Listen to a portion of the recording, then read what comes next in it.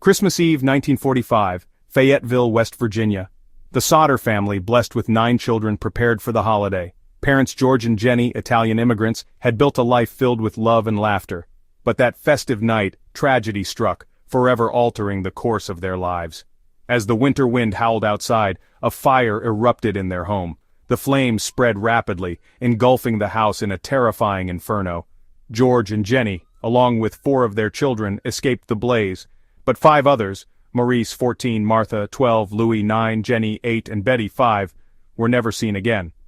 The initial assumption was that the missing children perished in the fire. However, as the ashes settled, doubts began to surface. The Sodders' desperate search for answers revealed inconsistencies, leading them down a path of agonizing uncertainty. What began as a Christmas Eve tragedy evolved into one of the most baffling mysteries in American history. The disappearance of the Sodder children continues to haunt the town of Fayetteville and captivate the nation. The question remains, what truly happened on that fateful night? Was it a tragic accident or something more sinister? The weeks leading up to the fire were marked by a series of unsettling events. George Sodder, outspoken in his criticism of Benito Mussolini, became the target of threats. A stranger, attempting to sell George insurance, warned of the possibility of a fire, ominously suggesting that the house could go up in smoke. Adding to the unease, the Sodder children reported being watched by unfamiliar men in a car. These incidents, seemingly disconnected at the time, would later fuel suspicion and raise questions about a possible motive for foul play. The fire itself seemed to defy logic. The speed at which it spread was alarming. Attempts to contact the fire department were thwarted by seemingly cut phone lines. George's efforts to rescue his trapped children were met with inexplicable obstacles. Ladders, usually kept in their designated spots, were missing. The family's coal trucks, in perfect working order the day before, mysteriously refused to start. Had someone intentionally set the fire? And if so, what had become of the 5 children who vanished without a trace? The fire began around midnight. Jenny, awakened by a ringing phone, answered to hear only a stranger's voice and laughter on the other end. Dismissing it as a wrong number, she went back to sleep, only to be startled awake again an hour later by a loud thud on the roof.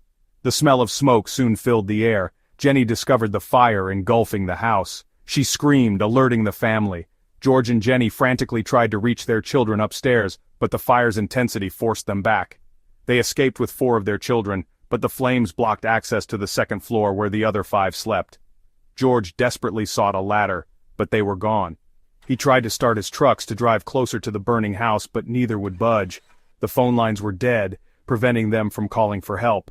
A neighbor finally got through to the fire department, but due to a series of delays, the fire engine didn't arrive until 8 a.m. the next morning. By then, the house was reduced to smoldering rubble.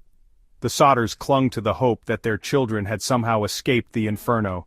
But as days turned into weeks and the ruins were meticulously searched, their hope began to dwindle. The fire had been hot and fast, but no trace of the missing children, no bones, no remains of any kind were ever found. In the aftermath, a series of unsettling discoveries fueled the Sodders' belief that something was terribly wrong.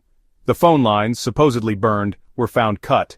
The ladder, initially missing, was later discovered moved to a different location.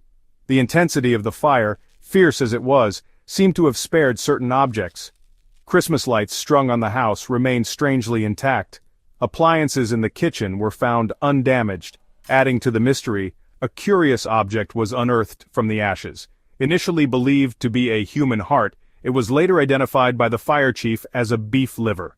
The fire chief claimed to have buried the organ in the debris, a bizarre act that further deepened the Sodders' suspicions. Years later in 1949, a glimmer of hope emerged. Human vertebrae were discovered near the site of the fire. The Sodders, clinging to any shred of evidence that might lead them to their children, sent the bones for analysis.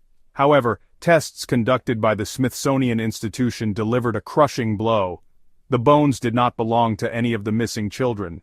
The Sodder children seemed to have vanished into thin air, leaving behind a trail of unanswered questions and a family forever shattered. The mystery of their disappearance remains unsolved, a haunting reminder of a Christmas Eve tragedy that continues to defy explanation.